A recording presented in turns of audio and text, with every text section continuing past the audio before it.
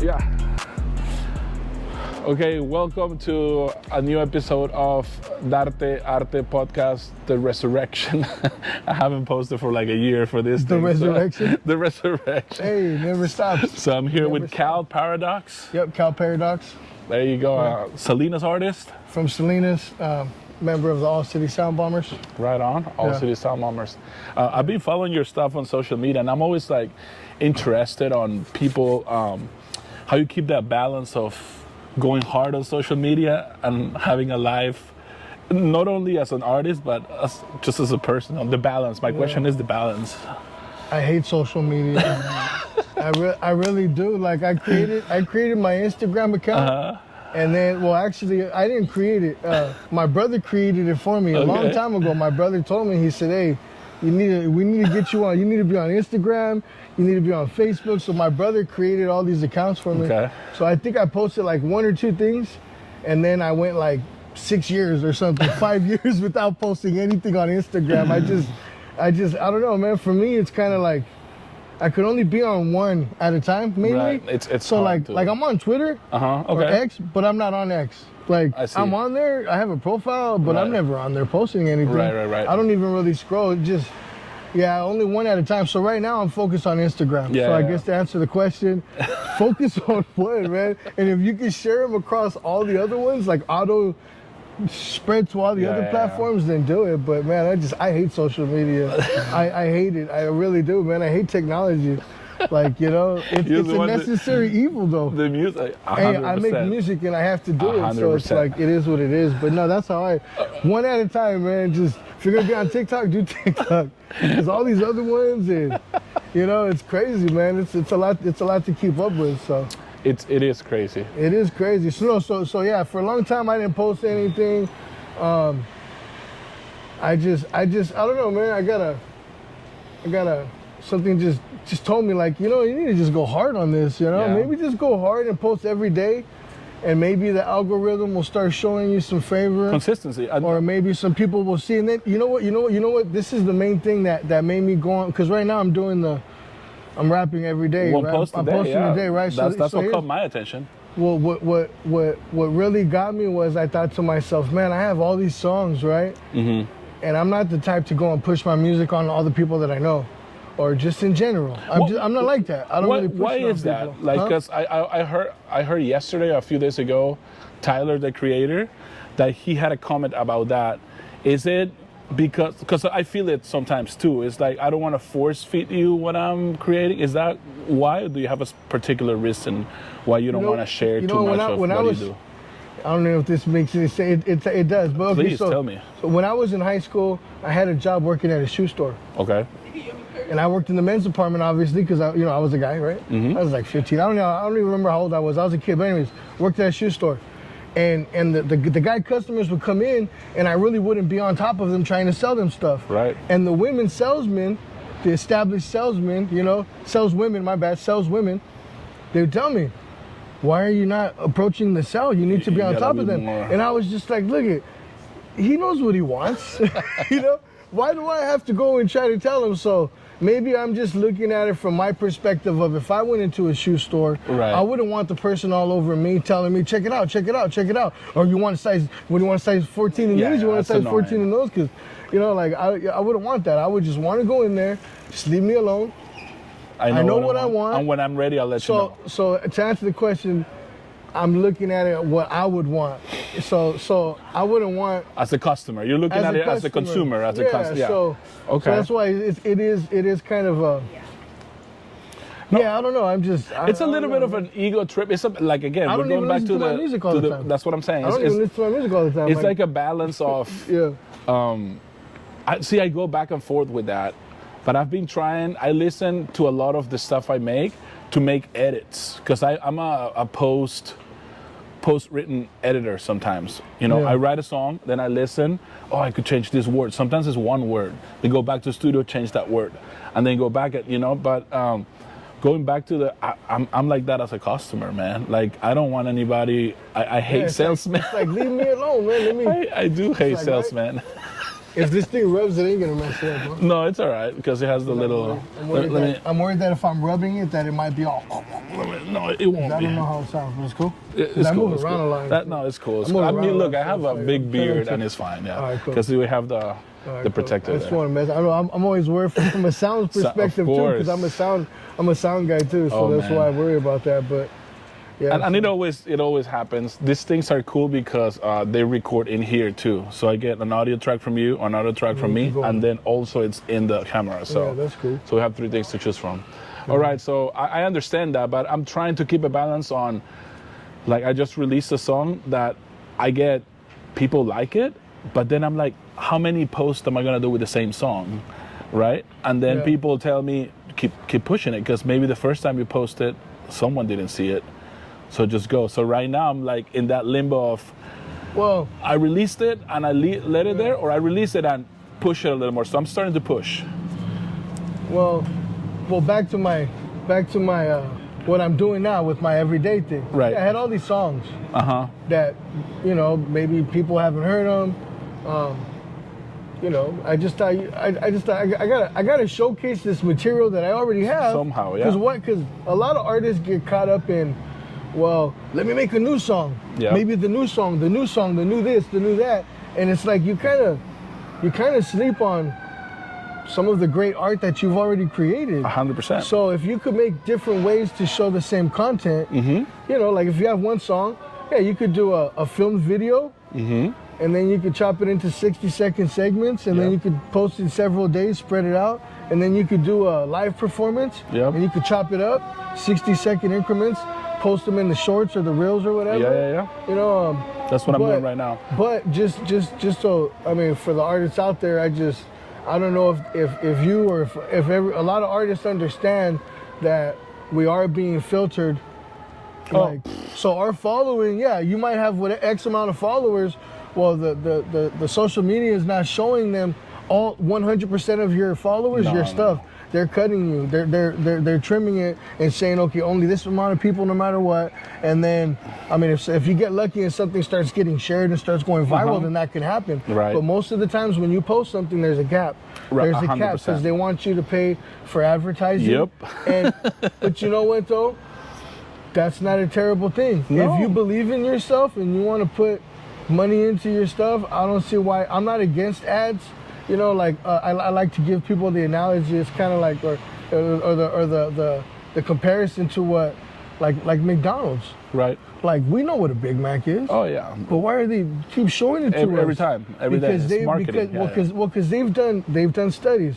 When we spend X amount of money on marketing, we make X amount of sales. Yep. And when we don't, then we don't. Yeah, So 100%. So it's like, so for the local artist, or the independent artist rather, for the independent artist, I mean, you can't be too against, I mean, it's promoting yourself. it's promoting yourself. I used to print up flyers.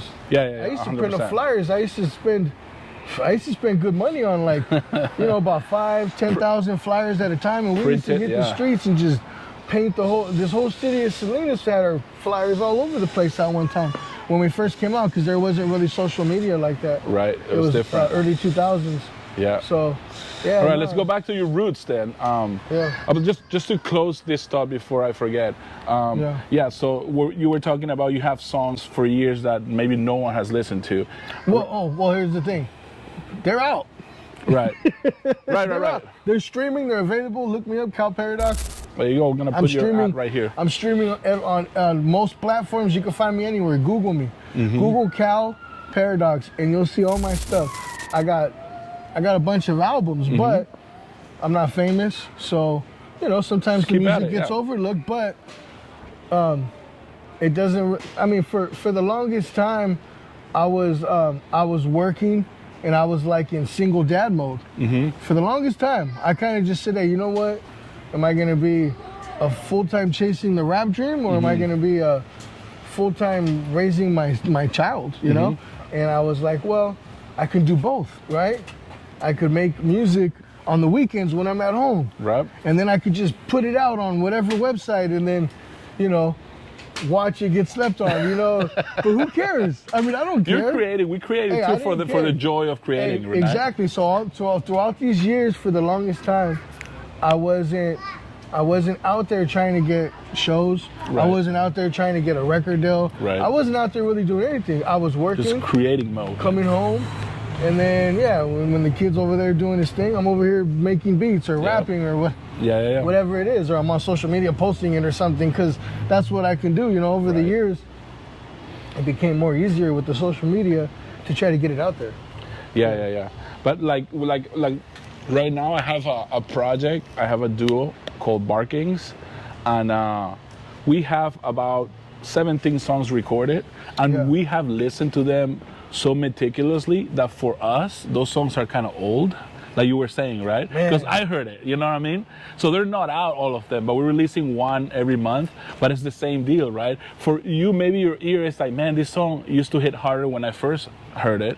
Now that I know it so much, it's like, I don't know, you're not as excited. Well, when I first make my songs, I listen to it a lot initially because I'm trying to listen for the mix. Yeah. What do I need to fix? Exactly. But once I get the song to where I'm like, oh, this sounds money, and I really like it, I kind of know more or less, or in my head, which songs are my stronger songs. Okay. So I know, I kind of have an idea, well, in my head. Right. It's your perception. Because you might think what I think my weakest song, you might is say, my favorite. Yeah, I love that 100%. song. So even I might be selling myself short too by doing that, but no, but that's your opinion as a consumer, right? Yeah. So you have your opinion as an artist, and then you have your opinion as a consumer, and we have the same thing. We're like, this song is gonna hit so hard, and then some people get caught on the video, on the graphics, and then some people. I'm a lyricist, right? So I'm like, the lyrics need to be like, even if my voice is not on tone, even if it's not a perfect mix for me, if I mispronounce a word, I want to fix that. Like, I want the words to be as clear as possible. That's my thing. I know you're a perfectionist. That's right? my thing. With the words, at least, with the words. No, I know a lot of artists like that. I'm like that too, It's just that you have too, right? But when you're an artist and you have your own recording setup, man, I'm way more at an advantage than the regular rapper. Yeah. Because I'm at sharpening my sword all the time. All the time. I can record whenever I want. Yep. I already know how it is. Like, I don't want to have multiple. I don't punch in. If I don't rap it straight, then I'm not gonna rap it. No. Sorry, yo, I punch in. Hey, that's okay. It's different styles. But but that's okay if you do punch in. See, here's the thing. A lot of people get too caught up in the technical stuff. Or did you have fun when you made the song? Hell yeah. That's what you're supposed to do, bro. Have fun. Like that, man. It drives me crazy sometimes because I see artists and they get too caught up in the technical stuff, and it's like, man, just have fun, dude. Did you have fun? Yeah. Okay. Do you like the song? Have fun is rule number one, right? Throw it out. Have fun is the first one, dude. First rule. That's the first rule. We Did you agree have on fun? that, 100%. Okay, you had fun. Okay, cool. Second rule. Do you think it sounds good? Do you really like it? Okay, cool. Then that's pretty much all you need to know. You don't need to know your neighbor's opinion. You don't need to know your girlfriend's opinion or your fellow musician's opinion even. Right. If you believe in what you're doing and you had fun when you were doing it, man, just roll with it, Keep man. doing it. Who cares, dude?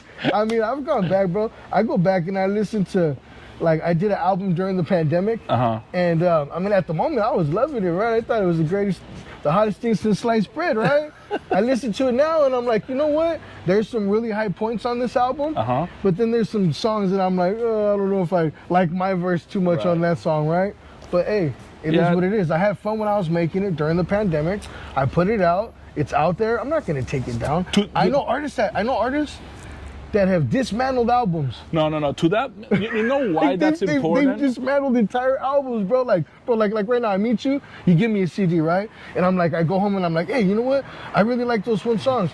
And then I see you 3 years later, and I'm like, hey, where's that album? I want to check it out. Oh, I dismantled it. I took it apart because I really thought, what the hell? Like, no. I know people like that, bro. And I mean, here's my point to that. Crazy. Because I know you become. Like, I listened to my mix of 5 years ago because I haven't been producing that long. And I'm GarageBand, like graduating into Logic. I'm very, very basic. Whatever works for me. Yeah. But my point is that capture a moment in time, right? Because if you erase all your past, how can you show improvement? Yeah. You're like every time, I don't know, man. There's a lot of conflict with that. That's a snapshot. That's a picture of the time. That moment in time. How you look, how you thought, how you wrote. how good your mix was. That's why I'm like, I have a few songs that I'm like, these things that I'm saying and the quality. To the mix thing. I have gone back, like, because I've only been streaming for 3 years. Okay. For the longest time, I was against streaming. I was like, man, if you want it, you know where to get it. So that's another thing too. On top of me being at home not doing shows, I wasn't gonna stream my stuff because I'm like, I'm not gonna get shortchanged. So for the longest time, I did it, right? You didn't want to give it for free. But then I realized, hey, if I need to be accessible as possible. Maybe once I have like a real strong fan base, maybe I'll take my stuff down and say, hey, my fan base is strong now. Now you guys know where to get at me. But for now, while I'm still like trying to make it, right? Like trying to get my music out there, I need to be as as accessible as possible. So, yeah, I've only been streaming for 3 years. I've only been streaming for 3 years, and I mean, it's out there. It's out there. Yeah, it's like right now with the duo with my partner, he really took a strong stand against Spotify bullshit and us not getting a cent. They're doing us dirty, man. I got millions. Dirty. I got millions of streams, and I made hundreds of dollars.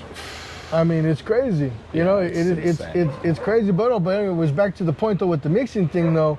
So 3 years ago, when I went to go upload my catalog, or at least most of it, because I still have albums I haven't uploaded, a couple of albums, but so when I did it, I was like, you know what? I am a better mixer now.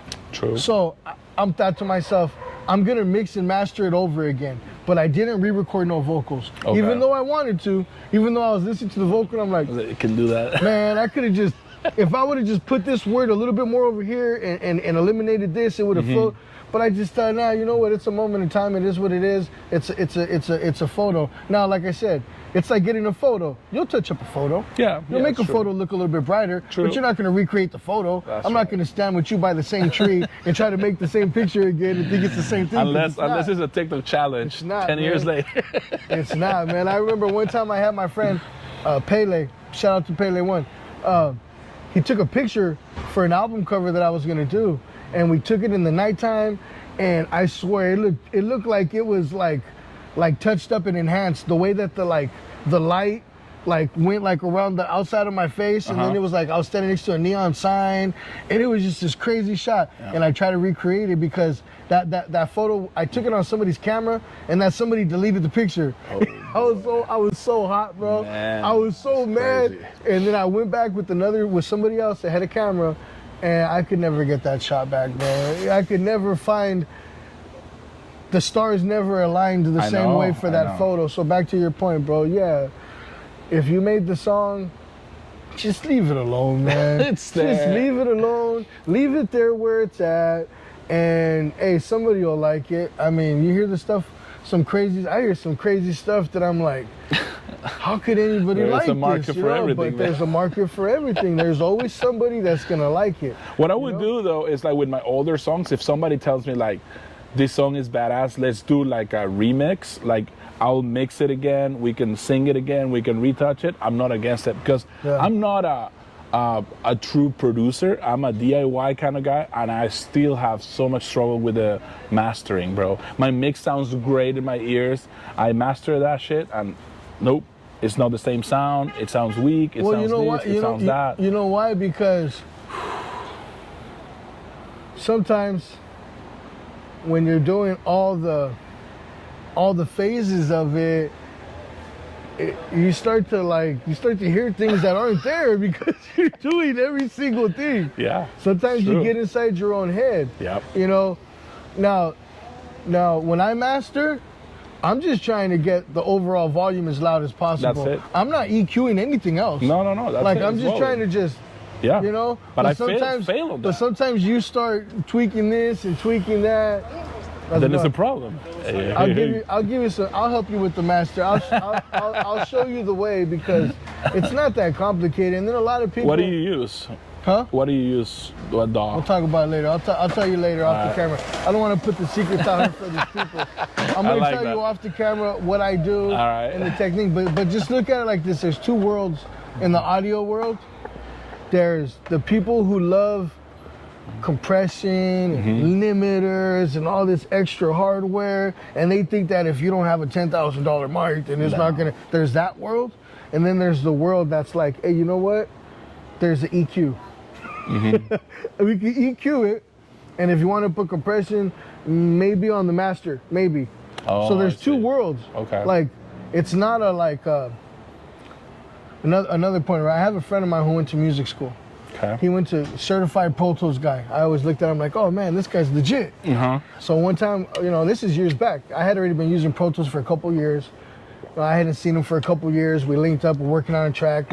Pro Tools is open. We're working. We're talking, and I'm asking him, so how do you know when the volume is like at the right level? Like, right. What kind of? I thought there was some kind of like cheat code that you just go and enter this and you enter that and then boom. And it's perfect. But he told me, look at, he said, it's all subjective. Yeah. He said, yeah, I'm certified Pro Tools. Shout out to Oscar. He goes, yeah, I'm certified. He's like, but they just show you what everything is, and they show you how to work it, but they don't show you how to apply it. Yeah. It's kind of like giving you a book, and then but you're not actually doing you're not actually doing anything. You're just reading on it. So it's the same of photography or filmmaking. It's the same thing, because I did get a degree in photography. It's the same thing. They show you all the tools, but then composition, creativity, all of those stuff, or the outcome of the final picture, the way you edit it, it's up to you. And louder is not better. That's sometimes that's true. Another thing too. A lot of people get caught up in that. They want it to be as loud as possible, but you don't realize that. It's just like with the movie. Sometimes it gets loud, sometimes it gets quiet. There's different moments. You need the dynamics. And music, and music is like that. Yeah. There's, the wave. Look at the wave. Yeah. Look at the wave. I mean, if it's all the waves are right here all the time, it's like I've gotten beats or had studio sessions recording people over beats that I go and load it, and it's like a bar. I'm it's just like, whoa! I gotta go and turn that thing way down, because there's no way I'm ever gonna get a vocal to mix over that at that volume. It sounds crazy. Yeah. And that's what a lot of people, I like to say, they get lost in the sauce. Yeah, true. They get lost in the sauce. They're not having fun, bro.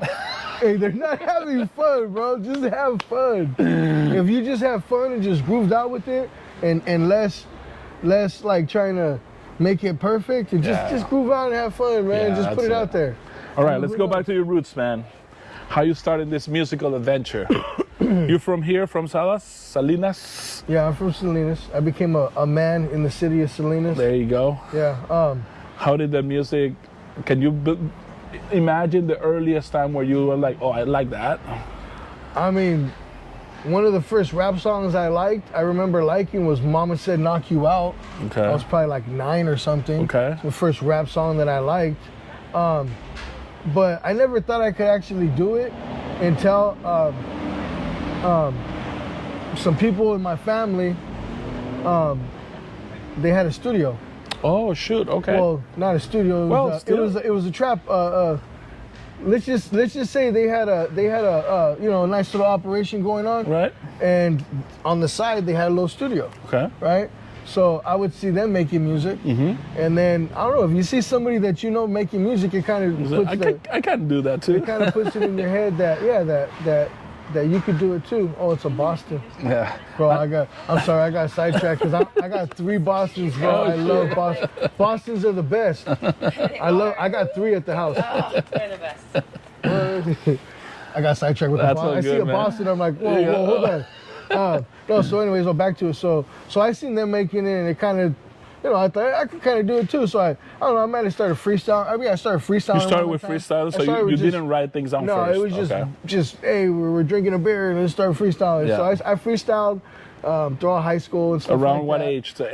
17, 18? I don't know, I was probably like a little younger. 16. 16? Okay. Probably started freestyling around 16. Yeah, about 16, because I had already got out of because I went to a little I went on vacation for a little while when I was younger. All right. And then I got off of vacation when I was around 16. Okay. So it was around 16 I started freestyling. Okay. And then, I got some friends at high school. Some of us would just mess around and freestyle. But I started actually recording my first songs probably when I was around 18 or 19. Okay. So I freestyled for a couple of years, but it was like, I didn't even really take it serious, you know what I mean? I started doing it because like I seen people that I knew that were rapping, so I tried to rap. But not recording songs because they ended up going to jail. My family members, they ended up going to jail. So that's it, no more studio. And then actually, the first song I ever recorded, it was, I think it's that building, I'm not sure. It's one of these buildings. Okay. It used to be called the Grassy Knoll. Was that like a studio? It was, yeah, it was like a little, they had a little recording setup. Nice. Shout out to Rasta John. Rasta John had it here. There you go. Year? What year was it? Yeah. Oh man, I don't know. I can't even think, man. It must have been, yeah, early 2000s, late 90s. Okay. I don't even know exactly, but anyways, they had a spot here. Recorded my first song.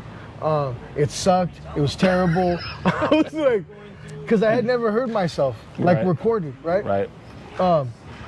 So when I heard myself recorded, I was like, man, this is terrible. Like, I hated it. I hated the way it sounded. And I told myself, you know what? I told myself, you're trying to sound like Sibo. Sibo was one of my favorite rappers at the time. So you were still trying to find your voice. Yeah, I was still trying to find my voice. Yeah. So my first song I ever recorded right here, Grassy Knoll, it sucked. It was terrible. I went back, ripped up my whole pad, my pad, ripped it all up. Start over, start from scratch. You need to rap different. Okay. So then, the next series of songs that I ended up making, I ended up making songs with my brother. We ended up making an album called East of Eden. We put it out under our own record label, Salad Bowl Records. Okay. We had a nice little campaign going on. We were paying for promotional ads at the movie theater. Nice. So when you go to the movie theater, you know, it's before you're watching the movie. Damn. So we had that going for us. Investing. Yeah, we're investing. We had that going for us. We purchased production and studio time from a studio out in Seaside. Okay. Called Face the Music. They produced our first album, and so I mean we had money. We put money into our first album. Right. We had flyers, posters. We went all over Salinas. We put posters all over Salinas. How was the performance scene at that time? Were you performing or was it more non-existent? It was pretty much. I think it was banned. There was a city ordinance against. There was no. I don't think any performances. No live music? I know for sure rap, but it might have been no live music too. Really? There was no performances going on at that time. Damn. The only place if you wanted to do a show. So what we ended up doing was we ended up befriending. There was a local radio station called 97.9 in Fuego. How long have you been in this area for? Living in this area? About 12 years. I just okay, so it was before that. Before you moved here, there was two radio stations. I came 2012. There was two main radio stations, 102.5 KDON, and there was 97.9 in Fuego. And they played hip hop, and then they played like Spanish, Latin kind of stuff, right? So my brother we had our album out, we're promoting, he befriends the guy at the station, they start playing our album, our record. Nice. They start asking us if we could go with them because half of our album had no curse words. Okay. My brother was an English teacher. Okay. Half the album had no curse words. That's good. By design, by intention. So the radio station was like, hey, we're doing all these shows at the high school with the DJ, you know? You guys want to go rock? You guys want to go perform? Oh, that's cool. So we went around to the high schools. We did shows with them at Planet Gemini. Yep. Right there in Monterey. I played there too. Yeah, so we did shows there. We did a lot of shows with the radio station. The radio station ended up going, they ended up selling the radio station, all the other stuff. But we had a nice little campaign going. We ended up, we were going door to door. We made it on the news because we were going door to door. Yeah, of course. I mean, who goes door to door selling hip hop? Foot on the ground. We would knock on the door. Yeah. People would say, yeah, how can I help you? What is that saying in English? As a boots on the ground or whatever? Man, we were on the ground. We were going out. After we were on the news, it got to the point where we would show up and people would be like, hey, we were waiting for you guys. Let me take 2 CDs. Can you sign it for me? Like, I mean, it was... That's cool. It was love, man. It was so cool, but... I mean, we had our CD at Sam Goody for a little while. But Sam then Goody is a local Yeah, but then they closed. It was at the mall. There was a music store called Sam Goody at the mall. here in Salinas. Yeah, here in Okay, Salinas, and we sold a couple hundred albums there. It was Really? doing good. Nice. They ended up going under. So That's you probably know, when the CD era started like yeah, it started to going go down, but we still had all these CDs. Yeah, of course. I You know, I we still had- have some CDs. Man, of no, mine. man. We had 3,000 CDs. You guys produced. We that. had 3,000 CDs. We had 3,000 CDs printed up. You know how many boxes of 30 that is? Yeah. Because they come in boxes of jewel cases. If you know, you know. They come in boxes of 30. We had 3,000, but we had a whole apartment filled up. My brother's living room was all full of boxes, and we were looking at these boxes, and then Sam Goody was going under, and we're like, man, what are we gonna do with these? And my brother's like, let's go door to door, and I was like, you know, now when I was younger, I've gone door to door. I've gone door to door registering people to vote with my brother when I was younger, and I had a job when I was like 12, going door to door selling newspaper subscriptions. Right, Okay, it's one of my first jobs.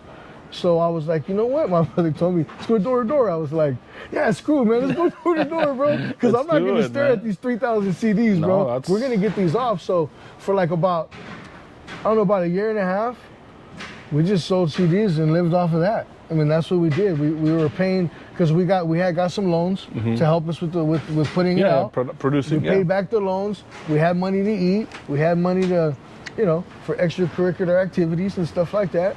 So that's what we did with that album. So And that's yeah, it your was cool. first album. East of year Eden. Yeah, East of around Eden. that. What year is that? 03. 03. yeah, we released it in 2003, East of Eden. And then from then, what's the next step? Were you producing any of those beats, or were you just that purchasing beats at that that was, point? That was all. Oh, and I want to give a shout out. To Doom. Doom. He goes Doom the Original. He goes by Dan Grand. That guy, he showed me how to count bars and how to structure songs. Okay. So if it wasn't for him, I would have just still been freestyling stuff. I mean, he helped me, like, you know, get to where I was going. He was the only rapper on our first CD, East of Eden. Okay. He was the only other rapper. It was just me and my brother, the whole album. We had a singer, but we also had Doom. He's from Salinas, and he's been doing music out here for a long time. So shout out to Dan Grant. He's like a big brother to me. He showed me how to count bars, man. That's so crucial. Like, if to any rappers out there, or any producers or anybody, you want to make music, you have to learn how to count bars. You have to learn how to know what it is. So when you're writing your songs, it just makes it that much more smoother, that much more. You know, where it needs to be at. I mean, it helps you as a songwriter in so many ways. 100%. If you don't know how to count bars, it's like driving with a blindfold on. You know, you don't know what you're doing. You're That's driving kind in the of dark. halfway how I write songs sometimes.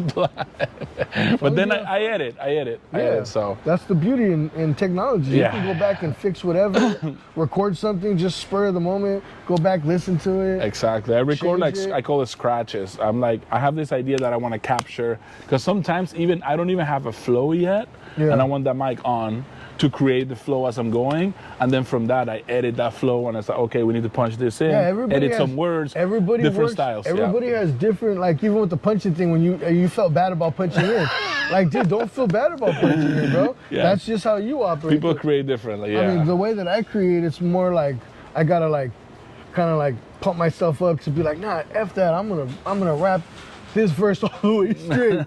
And if not, then I'm thinking, well, maybe I should rewrite it. Because sometimes, going back to the bars thing, sometimes you try to cram too many syllables in between the bars. Too many. And you have to just make it, you know, like, there's a lot of words that you can easily cut out. Yeah. Like I, Yeah. me, Yeah.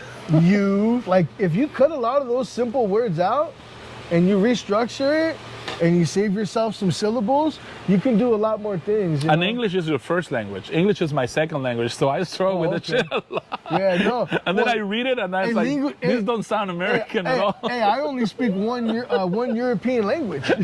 I only speak one, which is English, you know, because Spanish is a European language too. True. So they're both. Hey, one European language is enough for me, you know. That's enough for me. Is English, I guess, man. You know, I've tried to learn over the years, and I know, you know, some of it I understand a lot more than I can speak it. But yeah, man, it's it's not a thing. it's all communication, you know. As long as you understand what I'm talking about, Of course. you know. And if not, then we could type and we could translate, That's highlight, right. translate, you know? Yeah. Because technology is Oh here yeah, for Google us. Translate. That's how I survived. I was in Russia for 10 days. Russia? 6 years ago for the World Cup. I love soccer, so I was there for the World Cup in 2018. Yeah. And I thought everybody in the world speaks English. I was wrong, bro, wrong.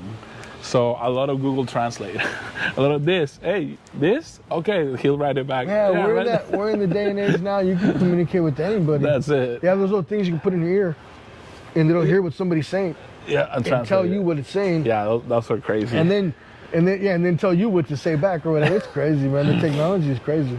All right, so first album. Then what's next? What's next for Cal? Were you already Cal Paradox by then, or I not was yet? Cal Paradox, my first album. So you started. That's how you choose that name. Remember? Yeah, I remember. I stumbled across the word paradox, Okay. and I really liked paradox. You know what it was? It's funny. My mom, she gave me like a sweater for Christmas, like some preppy sweater that I was never gonna wear. I never wore it, but I looked on the tag and the brand was Paradox. It said Paradox, shit. and I go Paradox. I go, I like that word, but then I thought to myself, there's got to be somebody else out there who's gonna call themselves Paradox, so I have to be something different. And then, if you know what the word paradox means, what it means is it's like something that like you wouldn't believe is true, something that doesn't make sense, but it does make sense. Like that's what a paradox is. They So explain something it a little ironic, bit on- something that's weird. Like yeah, Yeah, they explain a little bit on Back to the Future, right? It's like if you do this, it's gonna cause a paradox, like a thing in time that is gonna make no sense, but it makes sense. yeah. So paradox, right? So I like the word, and I like the meaning. So then, well, you know, I grew up down this. Well, I grew up, but I lived for a long time right here down the street on California Street. Oh, I And see. California Street has a reputation. I mean, anyways, I grew up right here on California Street. So I liked the name Cal. Mm-hmm. I always liked the name Cal, but there's a million Cals. So I just put the two words together. Mm-hmm. Boom. Thought make it sound like a first and a last name. Right. And then on top of that, another reason why I like the name is because it has nothing to do with my real name. I got Okay. this like thing where I kind of like, I always think that it's funny when you'll see somebody and let's say his name's Ryan, and he'll be like, my name's R Dog. You know, It's very like they use it's very just the first thing to just grab onto, which isn't a bad thing No, it's just because different. I have some of my favorite artists have simple names that are their real names. Yeah. You know, but for me, I liked it because it has nothing to do with my real name. And then another thing is because if you see it on paper, you wouldn't know what I was. Right. You wouldn't know if I was brown, if I was white, if I was black, if I was anything. You wouldn't know anything. You would just see Cal Paradox. What the hell is that? It sounds like it's something. So that's how I came across it. That's and it cool. means something to me because The sweater. because I am a paradox. I'm a California paradox. The way that I am, the views that I have, my upbringing, my musical taste. I mean everything. It's weird. It doesn't make any sense. But I would have only happened if I was in California. Right. Okay. So I'm a California paradox. All right. I am that. Like so. It just to me it's just It's like, a lot boom. of things that It identify made with. sense. Yeah, there's a lot of different components to it. So yeah, a Cal Paradox. I've gone by that for the longest. I've had a few aliases along the way. One of them is Acapulco Cal. And Acapulco Cal? Acapulco Cal. I have no family members from Acapulco. None of Just them. like the word. I just like the word. Yeah. Sometimes I throw words in there when I write lyrics. I was like phonetic, like the Yeah, sound. It sounds cool. nice. I thought it sounds cool, and I'm just gonna run with it because at that time, maybe when I came up with it at that time, I kind of did want to throw out there that I'm Mexican. Yeah. So how else am I gonna sound Mexican without putting something Acapulco, Mexican baby. in there? Acapulco, that's Mexico. It's Mexican, you know. Even though, I mean, this is a whole other thing. I don't know if you want to go down the rabbit hole, but I don't really believe in that kind of stuff. I think we're all human beings, bro. At the end of the day. At the end you of know, the day. everything. Well, everybody's all This is mixed up. just an No, but everybody's all mixed up. armor. Yeah. This is an There's no external 100%. armor. If you're 100% something, then you're probably inbred. No, I'm serious. Yeah, if you're 100% something, then you're probably I don't inbred. think There's there probably is. a lot of inbreed if you're 100% anything. You know, and I mean, it's even known too that when you mix, like genetic codes or whatever together, make the pool bigger. No, well, it makes it stronger. Oh, 100%. It makes the lineage stronger because it's taking the good things from here and the good things from there, and it's making. I mean, man, 100, 200 years, we're all gonna be brown. That's it. We're all gonna be brown. There's not gonna be nothing. We're all gonna be brown. No, seriously. There's gonna be so much inner, we're all gonna be brown. That's it. And we're gonna look back and say, that's the future. And they're gonna look back at us and say, man, those idiots used to think that they were different. The Mexicans hated the Puerto Ricans, and the Puerto Ricans didn't want to be called Cubans. Or Dominicans. And they didn't want to be called Dominicans.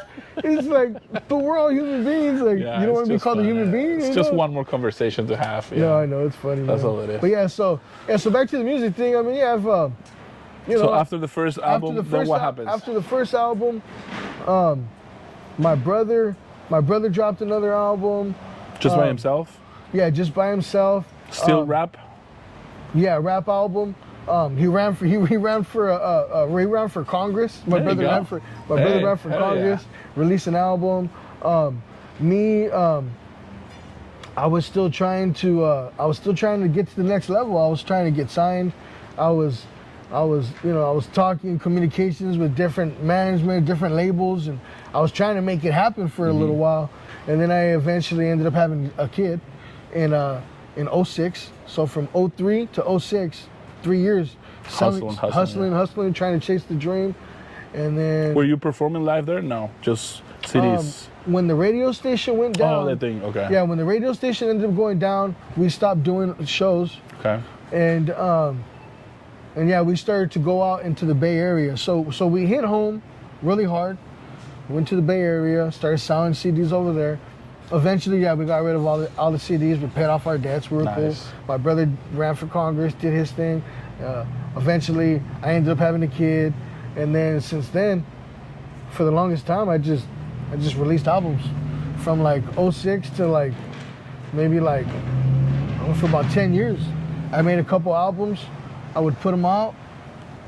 Wouldn't put no money. And this is before streaming, right? Or already streaming? It was like beginning stages. Okay. Of the streaming stuff. Because I can't even remember when I started putting. I think maybe YouTube. YouTube is 20. I don't know. 2007, 2008. I don't know when YouTube came out, but yeah. So for a while, I had music on Bandcamp. Okay. For a long time, and I still have a Bandcamp. So I'm still on there. Kallpa Paradox under Bandcamp. Bandcamp is cool. I like Bandcamp. First things I released was MySpace for me. Yeah, I had First a MySpace. songs I put in MySpace back in like 04, 03, 04. Yeah, I had a MySpace. I think that was the first phase of my social media. Yeah. Music, trying to reach people was MySpace. Yeah. And then I ended up. What was it? There was one called Reverb Nation. Yeah. People would put their stuff on Reverb Nation. I still have a Reverb Nation. Yeah, I hate Reverb Nation. And then, because it's all artists. And then there was the SoundCloud came out, and people like SoundCloud. But I got this thing where I'm like, yo, SoundCloud is all artists. It's like, are you trying to reach a fan base, or are you trying to get trying to get other artists to like high five you? No, seriously. And it's not even a competing thing, because there's so many people in the world. How can it be a compete with? There's not enough people to listen to you and me. Yeah, no. The people that look like you, they're probably not gonna like me. Vice versa. They might like some more fun reggae inspired kind of fusion kind of thing. They might like that, and they might say Cal sucks. No, I'm just saying. Or it might be the other way around. Well, that's not a bad thing though. Yeah. It's okay for people to have opinions. Yeah. And for them to like different things. That's why I never looked at it like it's a competition. Like, I've had friends, like, I was gonna put a single or a project out on a certain day, and then they hit me up. Hey, I'm gonna put one out too. How do you feel about that? No, about the same day, on the same day. Yeah, and then I'm like, do it, bro. Yeah. I'm like, do it. Even if I'm doing a show, if I'm doing a show right here, and you're doing a show on the other side of town, that's good. Who cares? Yeah. No, that's good. Well, we're gonna fight over the same 50 people? The turf. Because you know how local shows are. No turf you're gonna get about wars. 50 to 100 people. Yeah. Right? On a really good night, you get about 100 people. And then, what? We're all fighting for the same 50 people? No. Hey, come over here. No, don't go over there. Come over here. Like, bro, there's like 100,000 there's probably 200,000 people in the city of Salinas, bro. For real? Yeah, there's For real? We're gonna argue. space for everybody. I'm gonna get mad because you're trying to get the 50 people over here and you're trying to get the 50 people over there. Like, it's crazy, bro. A lot of people look at it like that. I never looked at it like this. Like we're a competition or we're competing. It's like, man, we're all trying to get to the end goal, which is success, like financial success, so we don't have to work a regular job. Showing your art. I mean, yeah, right? No, true, right? True. I mean, that's the goal, right? We don't want to work a regular job. Just gotta hit the right. A wireless that connects to the USB-C on this thing. Oh, okay, nice. All right, we're back on track. All right, cool. Fuck. Coming live. Yeah, this thing's pretty cool, man. That's really tiny. I didn't know it was that tiny. I've looked at that one too. I got my little But I have this equipment here too. Yeah. this vision of I used to surf, so the GoPro is like goes in the water and everything. Haven't surfed in fucking years, but I still. I mean, it's nice to I'm have, a GoPro. I'm a GoPro kind of guy. I used to dive too, so I'll bring it underwater. So No, that's always a thing for me. They look badass too. The footage of the quality. Yeah, the quality is great. All right. So we're back here with Cal Paradox, part 2. So now you have released your first album. You were gigging. You become a dad, and then you start focusing more on like producing on social media. How does that go? Not necessarily social media, but I don't know. I just figured, hey, I love to make music. I'm gonna make music no matter what. So let me just make music in my spare time and not pursue shows, not pursue chasing labels. And this is where you focus more on producing, like making your own beats. How do you start that? Oh, when I started making beats after our first album. Okay. After our first album, I was looking for beats, and I couldn't find anybody to make what I wanted, pretty much. Okay. So out of frustration, I mean, we had a keyboard, we had a workstation to try and we had one. I mean, we had some equipment. So yeah, I started making beats on the Trine. That's how I learned how to make beats. I taught myself how to use the Trine, how to sample. I'm a sample producer. So yeah, once I learned how to sample, that was it. That's it. Started making beats. Yeah. So the Trine keyboard, I really like that keyboard too. Do you go for a particular kind of sound when you're sampling? Do you sample specifically from this thing, or no? like I'm random. I'm whatever random. weird sound. I'll sample anything. You know what? For the longest time. See, I don't know anything about sampling. For the longest time, what I would do is I would go to the pawn shop. I'd go to the pawn shop, and they would have a bunch of books of CDs, like just booklets of CDs. So I would go to the pawn shop, and I would have a Walkman with headphones, and I would just say, all right, bring the books. And they would bring the books, and they would put them on the desk, and me and the homie Pele, we just started going through samples, putting the disc in there, listening to them. Oh yeah, I like number 7 on this one. I would write on the disc 7, 10, whichever ones I thought had samples on them. Nice. Put it to the side. So we would get stacks for cheap too. They wouldn't charge because it's at the pawn shop. It was like a buck a piece or something. So I go in there, spend $30, come out with 30 CDs, and then go home and just sample the hell out of it. Nice. So that's how I got into sampling. Was that I started doing that. Over the years. They ran out of CDs. You bought them all. Well, not that I bought them all, but I hadn't really heard them all. Yeah, I'd go and be like, man, I've seen this book. Hey, bring me another book. I know you got other books over there. Nah, that's it, man. It was like 10 books. You went through them all. Shit. Damn. So then I would try to go to. Well, Goodwill. I have gone to the Goodwill, but it costs too much. They want $5 a CD. So what I started doing was I started going to the Last Chance Mercantile store at the Marina Dump. I started going to the Last Chance because you can get them cheap there. Yeah. But that's what I would do. And that was, now I just from YouTube. Now I just go on YouTube or whatever. But I still do. I go to the Goodwill outlet. Okay. So they got bins full of CDs. So I go over there and now no one uses CDs. Yeah, by the pound. I'm getting them by the pound. Or I go on YouTube, or sometimes I hear something on Instagram. Something, and I'm like, hey, you know what? I want to. The last song I released, it was last song I just dropped last week. It was a guy playing guitar and say, hey, producers, sample this. I put it on my DAW. Yeah. Changed the tempo, made it a little slower. distortion a little bit. All right, I start writing bars on top of it, and then I added some instruments on top of it. That's it. Yeah, you got inspired. You know? I got inspired. Something man. sparked that inspiration, That's and it. you were like, "Yeah, let's do it."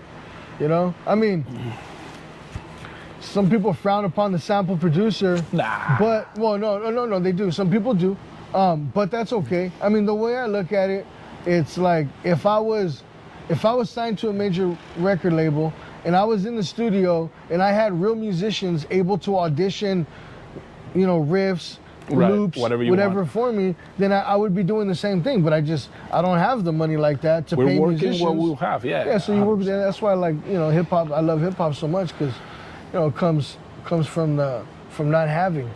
You know? How about building beats with like what do you call it? With loops and you know one shots. That's what they call them, right? One shots. Do you do that or mostly just samples? I'm so like random. Like sometimes I will use a loop. Okay. Sometimes I'll chop the loop up. Yep. For me, like I said earlier, people get lost in the sauce, and they might feel like it's cheating, right? Oh, it's cheating if you use a loop, right? But in reality, you know what's funny is because in the hip hop in the hip hop world, trip on this. In the hip hop world, a lot of those people that have that argument that, oh, that's not that, you know, okay. Well, the people that have that argument, they love Mad Villain. You know what Mad Villain is? No. It's an album that was made by MF Doom, and it was made by this producer named Madlib. Mm-hmm. It's amongst the underground community. It's top tier. A lot of people love that album. You got to check that album out. It's an amazing album, right? It's called Mad Villain. So anyways, a lot of the people who love that album will talk about people who use loops, right? Mm-hmm. I call them hip hop purists. A lot of hip hop purists. I hate all the purists. No, but that's what I call it. I don't like me too. I call them hip hop purists. The hip hop purists, they love that album. They frown upon people that use loops, but they fail to realize that that's what that whole album is. It's all loops. I was gonna say. Just because they're not preset loops from sound packs, It but doesn't they're matter. loops that he took from And a then you record. distort them. Yeah, whatever. No, most of them, he's not even playing drums on most of them.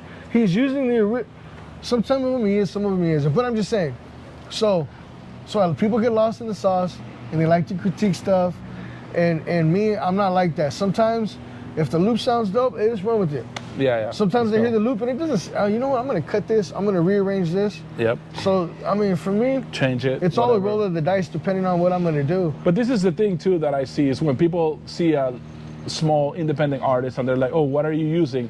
But if you know Kanye or whatever his name is now, he's used so many samples, so many loops, so many distorted things, and people are like, he's amazing, but he's amazing because he's famous and you're not because you're not. That's a crazy argument to have. You know, if you like the sound of the music, that's all there should be. It shouldn't be like, I like it if he makes it, but not if you, you know, that's a crazy thing. Well, here's the thing. Do you think that most pop music is not good?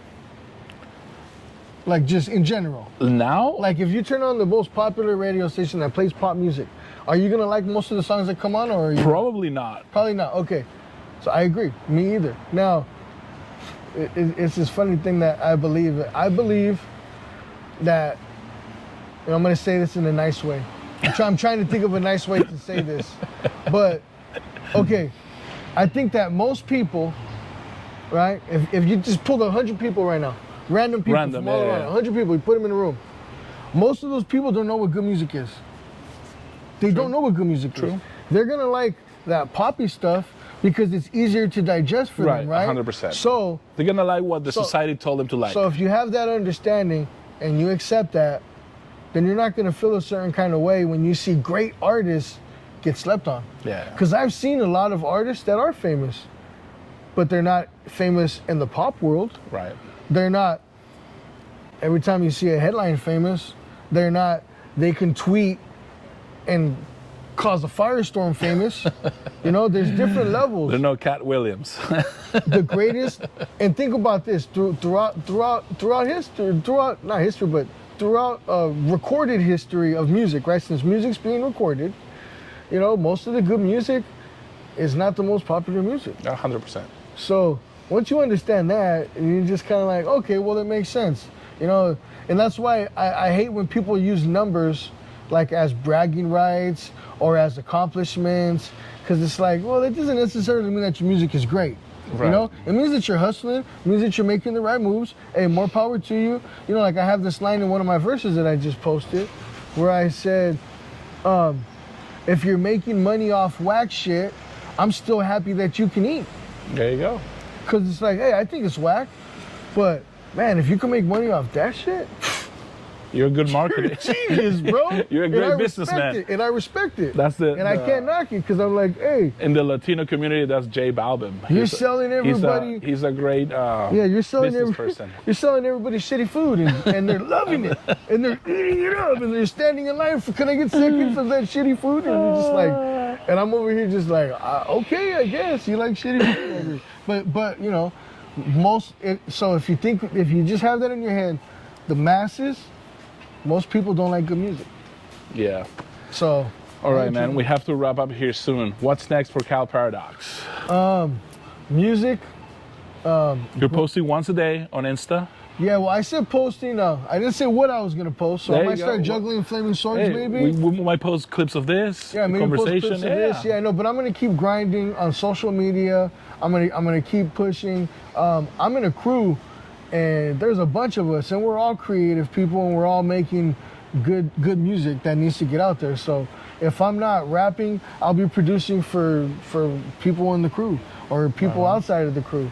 You know, like I said, I make beats and all that stuff. If you ever need a guy who barks in Spanish, give me a holla. I'll be like, arr, arr, arr, right there.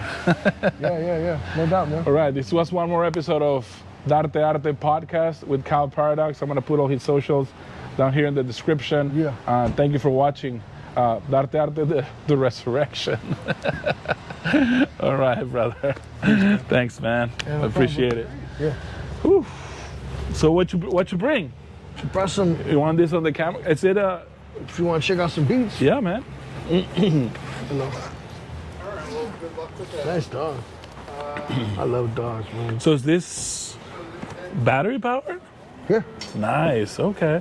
I've always been curious about these things. I have no idea. So this is the Live 1. The Live 2 has an extra little speaker, but this doesn't have a speaker. So I got to bring my speaker, There you go. which is this one right here. And if you want to play live with this, you just plug it into the mixer, right? Bluetooth. Yeah. Now I have this wireless just to play beats back. Okay. There's latency, so if you're trying to play beats, it I doesn't see. sound right. But it's good for just playing a beat if you want to check a beat out, you know? Yeah. But if you're all wired, there's no latency. You're good. Yeah. Like if I plug in, I see. Okay. so I could just go this aux into there. So I brought it just in case I decided to make a beat or something. Yeah, but I we're probably will. still rolling. I might use some of this stuff as well. Yeah, and but I I can just- share all of the footage with you too, man. Yeah, no, it's cool. So anyways, this is my MPC Live Nice. made by Akai. Yeah, it's cool because Roger Lynn, who created the first MPC, he did like a review. He did a review of the modern MPC. For the longest time, Roger Lynn had a falling out with MPC. They took a lot of his patents and a lot of his stuff that he created and just, you know, they didn't. So Didn't anyways, pay for it, yeah. and the company's changed hands over the years. So it was cool to see Roger Lynn. Akai sent him a brand new Live 2, so it's one of these. And he checked it out and he liked it. Nice. Now, when you're on stage, is it? I always have this question about: should you be rapping and managing this? No, right? No, I don't. That's too crazy. You need like a DJ person to do this, and then the MC is the MC, right? I mean, if you're trying to, To sound good. no, I mean, if you're trying to save yourself some grief, I mean, just put it on the track, bro. Why you gotta go and like show off, you know? I know. Like, cause I'm not on my, you know, I could be on my videos like, oh, I made this beat. Yeah. Here's my thing. Yeah. You know, No, I they do those hear little, you. you know what's funny, what kills me is when you see those producers, 90% of that is fake. when you see those producers and they're all, So where's the hi-hats? They're not No, playing the no, but they're making like that stink face. They're all like to their own beat. They're like, but it's not. it's just, it kills me, bro. I'm just like, oh, bro, like, I know you like the beat, but bro, calm down, bro. And they're also playing kick, snare, and you hear a hi-hat. And I was like, where's that hi-hat coming from? It's like pre-produced shit. What's this beat? So they're not gonna get it. Yeah, that's fine. So this is just the beat I got. I'll just go through random beats and see if you like any of them. Okay. I'll give you one. So a lot of these are just skeletons. They're not arranged. Okay. They're just loops. They don't have breakdowns, whatever else you want. And I'll send you all the loops. You can arrange however you want.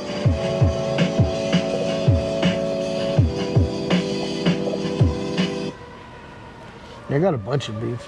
And that's the thing too, man. Like, I don't like most of my beats. You don't like that? I don't like most of my beats.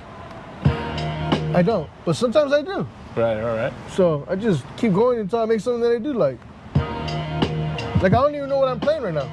These are just, I'm just pulling up random. What the hell did I make? Let's see.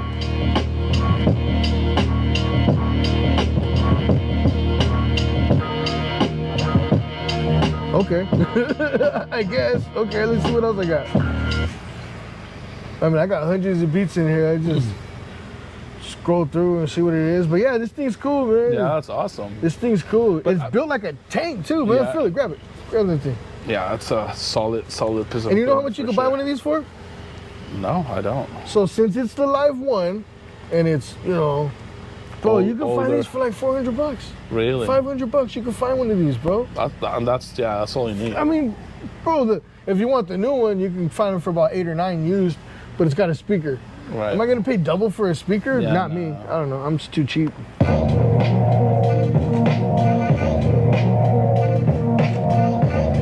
It's just weird, some weird shit.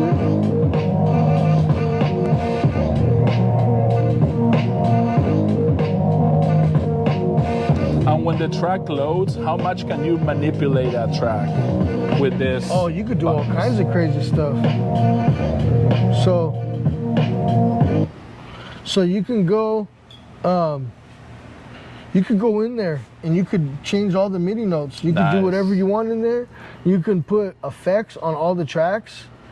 You can look at the velocity. I mean, there's all, man, this thing is crazy, bro. This thing does anything that you would want to do. You can fully arrange and all that stuff in here.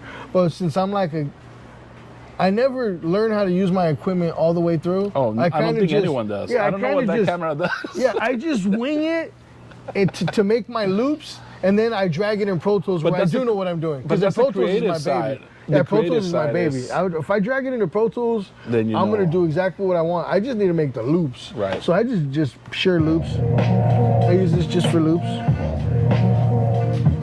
Some of these loops are better than others. I'm just going down the list. I don't even know what I'm playing. I don't remember most of the stuff that I even make. I just gig out, just vibe out. See the latency? Yeah. It's slight. It's like.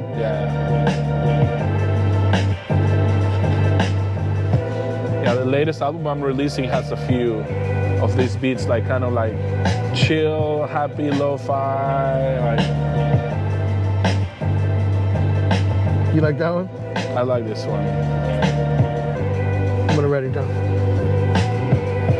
So I can send it to you. So a friend that I do my podcast with, this guy, and he's like, man, you're a way better rapper in Spanish. You gotta put just a whole Spanish album, and I'm just following his There's way lead. more of a market for Spanish rap than there is for English rap. Right now.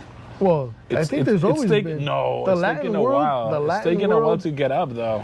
No, but the Latin world is so huge. It's like, how could it not, you know? It's only been, though, maybe 10 years of like the Bud Bunnies or something breaking into the American market. Before that, it was like salsa or, you know, just Mexican traditional, not rapping. It's been like J Balvin and all those guys that now make it to, or even Spanish rappers that make it into the American scene. It's a newer thing, for sure.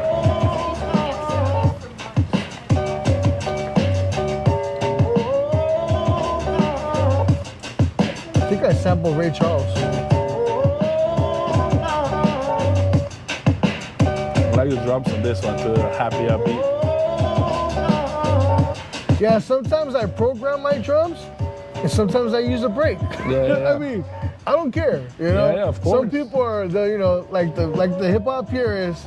They'll be like, no, you gotta chop them up, and you gotta like walk 5 miles to the 7-Eleven to buy a water, and then come back after you chopped it up, and then you program it, and then after that. And after that, you gotta sample the sample on a vinyl record. Oh my! Ran into a compression unit to keep that warm sound because we want it warm. You know, you get all these people with like, oh, the older guys are better than the new ones because of the sound chips or whatever the way it's white. Man, get out. Have fun, bro. That's all I can say to these people. Just have fun, bro. They put too much thought into it. It ain't that serious. It ain't that like complicated. Like, if you like a beat, rap on it. Hello. Like if you like it, you know.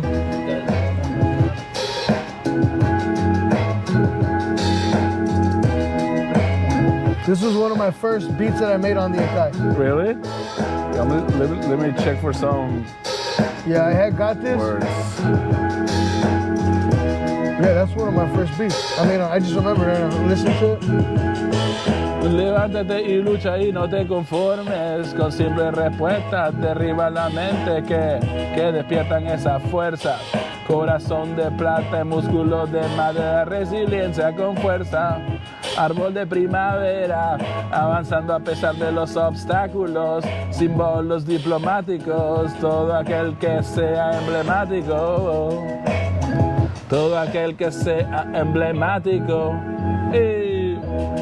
See, that's what I do sometimes. But I have so many notes with lyrics. I just start. I type a word search, and then something comes up from all the poetry I have here. You like this one?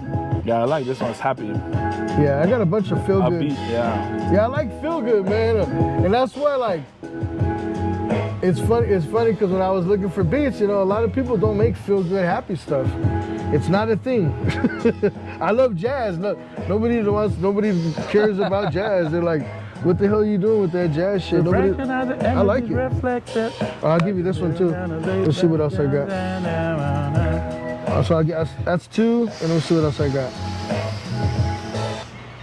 I got a bunch of beats, man. I just vibe out. I just have a good time, man. Some stuff sounds weird and sucks. Some stuff is happy. Some stuff it's very rarely sad though.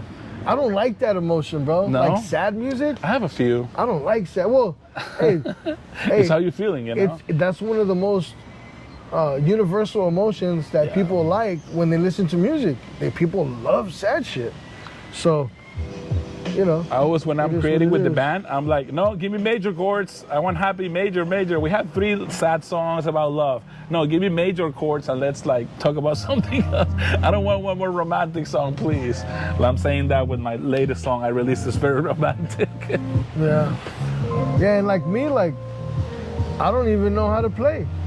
Everything is just off of here. Like everything that I do. You know, it's funny because I'll put a guitar where they're playing in a different chord than the bass line, and I don't even care. Yeah. If it sounds good to you, it sounds good. Yeah, no, I hear it sounds good to me. It's not right, but hey, you know, I think it sounds cool, so whatever. Maybe it's not, but whatever. I have fun making. Some musicians will point it out. I have my friends that I do the duo with. Sometimes I show them, check this out. I made this. It's in the wrong chord. I'm like, I like it, man. Like I didn't know I was in the wrong chord. It just you just messed up my thing, but whatever. That's why sometimes, people just get too caught up in the, you know, just have fun, man. That's why I like jazz, because they're not coloring inside the lines, you know. Jazz is, man, those guys are just going wild. It's a little crazy. It's just emotion. It all depends on me on the jazz. When it gets too jazzy, I like kind of lose it. I'm like, that sounds like way too wacky for me. So I weave in and out of it.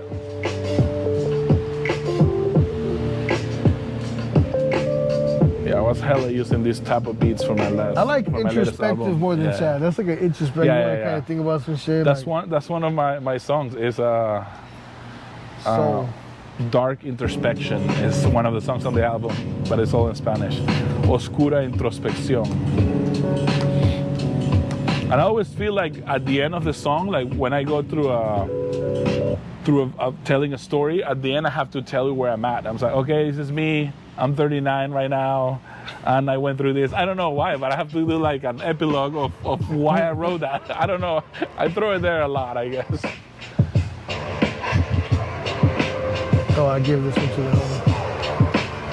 I sampled Frank Zappa for the homie. Yeah, for the homie Cutter. He likes to call himself Shank Zappa. Shank Zappa. That's one of his aliases, Shank Zappa. I like So it. like, I was like, you know what, I'm gonna sample some Frank Zappa for the homie Cutter. There you go. And I came up with this beat. I agree to comply. I don't know why I put that in there.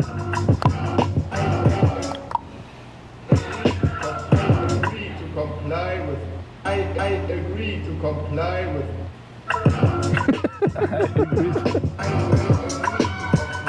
Whatever it means, man. I was just having fun with this one. I like this one too, man. It's up.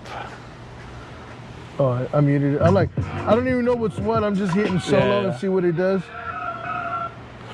So those are all samples. Yeah. See, with the duo that I have right now, the guy that I do it with Swissley, shout out to Swissley, he wants to do this and rap. I'm like, we need a third person, bro. Like, if both of us He are wants rapping, to play him live from here? Yeah. But what if this thing freezes on you? See, Then you need you're the stuck. backing track, Then you're stuck. No, But he's doing some of these effects from the iPad with Logic Live, and sometimes it distracts from performing because he's doing the loop and singing, or doing the loop when I'm singing and doing an effect while I'm singing. You need a third person to do that, to like play live.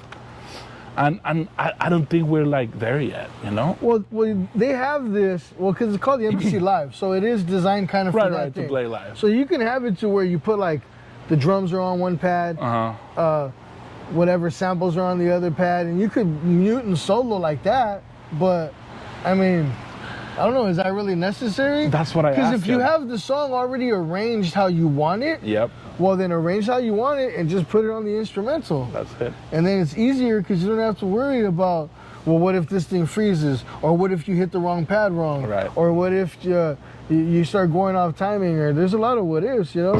You want to eliminate all the things that could go wrong as much as possible. Yeah, no, I agree with that. My opinion.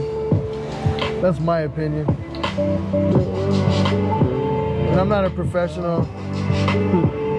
It's not my professional opinion because I'm not a professional.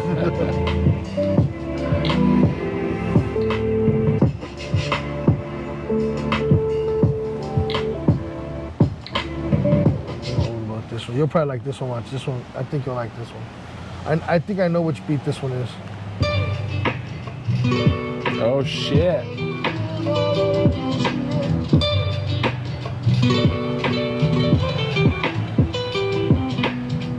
You like that one? Hell yeah. That shit's sexy, man. Yeah, and you could add whatever you want too. Like, Yeah. you know, feel free to add or take off. I'll send you the stems. You could. That'll be amazing. You could do whatever the hell you want to it.